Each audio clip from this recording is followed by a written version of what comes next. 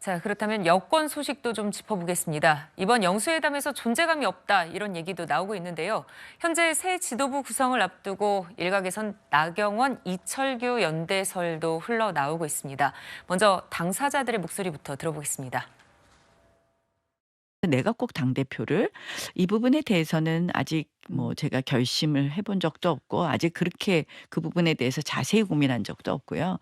그래서 연대니 이런 부분에 대한 표현에 대해서는 좀 이건 아닌데 하는 아, 그건 생각이 드네요. 아니에요? 그냥 제가 웃을게요. 웃었다로 정리. 자, 김민수 대변인께 여쭙겠습니다. 왜 저렇게 말을 하는 걸까요?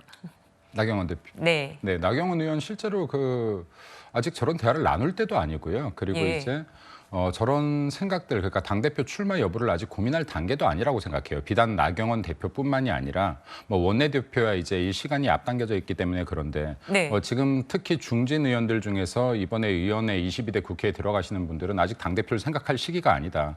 당내 수습이 먼저다라는 생각이 들고요. 그것도 지금 이제 나경원 대표가 이철규 의원과 연대를 했느냐 마느냐 하는 것들이 많이 이슈인데 예. 했을 리도 없고 이런 이야기가 나왔을 리도 없다. 왜냐하면 지금 이게 기존에 김장연대도 있었고요. 그죠? 예, 그렇죠. 그리고 또 지금 이런 프레임에 갇힌다라고 했을 때 나경원 의원이 만약에 당대표 출마 의사가 있다면 이것은 더 본인한테 마이너스다. 굳이 마이너스가 되는 길을 택했을 리가 없다. 프레임에 갇히게 되죠. 그렇기 때문에 지금 이게 사실 호사가들이 과연 국민의힘의 당대표 누가 나올 것이냐, 누가 될 것이냐 이런 논란들이 많고 이야기들이 많다 보니까 지금 이렇게 아름아름 마치 진짜인 것처럼 퍼지는 가짜 뉴스들이다라고 보는 게 정확할 것 같고요.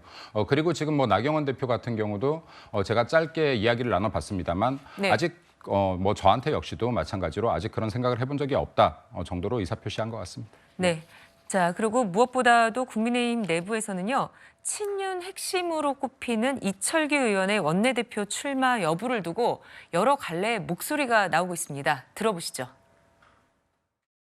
친윤이기 때문에 국회를 여기에서 원내대표 등의 당직을 맡으면 안 된다라고 한다면 윤석열 정부가 가지고 있는 국정 과제 그리고 또 여당과의 어떤 이런 협상 등은 누가 할 수 있다는 것이죠. 예스만 하면 안 돼요. 때로는 노라고 설득할 수 있는 그런 원내대표가 이번에 돼야 된다 생각하는데 저는 이철규 의원이 거기에 합당한 분인지는 잘 모르겠어요. 네, 특정 계파를 지도부 후보에서 원천 배제해서는 안 된다 이런 의견도 있지만요. 최진봉 교수님 보면 반대로 우려의 목소리도 또 나오는 것 같아요. 우리의 목소리가 나올 수밖에 없죠. 사실은 이번 총선의 참패의 원인이 물론 국민의힘도 국민들에게 심판을 받은 것이긴 하지만 더 크게 국민들이 볼 때는 윤석열 정권이 심판을 받은 거라고 생각할 수밖에 없어요. 사실 정권 심판을 강하게 불다 보니까 그런 영향으로부터 국민의힘이 자유로울 수 없었고 열심히 뛰어도 한계를 느낄 수밖에 없었을 겁니다. 저는 현장에서 뛰었던 후보들이 더 많이 느꼈을 거라고 생각을 해요. 그러니까 윤석열 정권이 2년이 다 돼가는데 거기에서 제대로 활동하지 못하고 국민의 민심을 잡지 못한 부분에 대해서 심판을 한 거거든요. 그런데 원내대표를 또 친윤 중에 한 분이 들어오시는 것은 총선의 민심에 저는 어긋난다고 생각합니다. 그래서 당내에서 저는 그런 부분에 대한 우려와 불만이 있다고 생각해요. 그러니까 당정 간의 수평적 관계를 기대하고 한동훈 비대위원장이 들어왔는데 그리고 나서 총선을 지휘했는데 결국은 이제 그 부분을 넘어서지 못했거든요. 몇 번의 기회가 있었지만 한동훈 비대위원장이 그걸 넘어서지 못하는 바람에 결국 이제 국민적 심판이 일어난 건데 저는 그래서 이번에는 좀 정말 당정 관계가 수평적으로 이루어질 수 있는 그런 역할을 할 수 있는 원내대표가 들어서는 게 필요하다고 생각해요.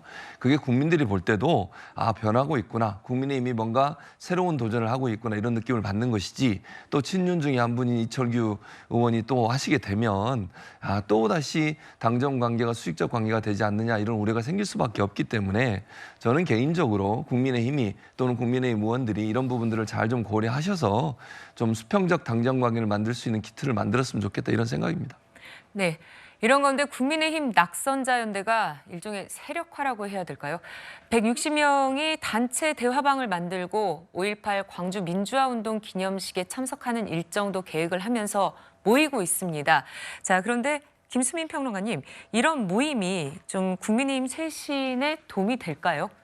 앞으로 어떤 행보를 더 하는지를 봐야 될 것 같고요. 저는 5.18 문제는 국민의힘에서 뭔가 쇄신이 안 될 때마다 계속해서 우리도 5.18에 신경을 쓰고 있습니다. 이런 메시지를 내고 있는 것 같은데 그것도 여러 번 했거든요.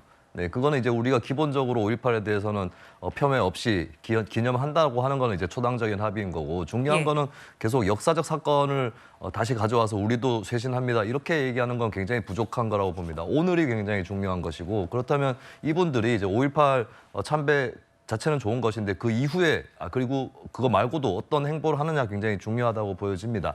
정책적인 부분을 일단 짚지 않을 수가 없는데 국민의힘이 왜 이렇게 총선에서 연거푸 3차례 패배를 하느냐 이런 부분에서 따지고 봐야 될 것은 이제 많은 국민들이 사실 국민의힘이 기득권 정당이다라는 인식을 갖고 있고 또 정책적으로 지나치게 있는 사람의 편을 든다라고 하는 이런 인식들이 강하기 때문에 국민의힘이 패배를 하는 거거든요. 그렇다면 진짜 쇄신을 하려면 국민의힘에서 이런 정책 기조라든지 이런 것들까지도 다시 한번 생각을 해보는 꼭 보수라는 것이 있는 사람의 편인 것인가라고 하는 이런 의문부터 시작을 해서 정책적인 쇄신이 담보되지 않으면 5.18 참배라든지 이런 행보만으로는 상당히 부족할 거라고 봅니다.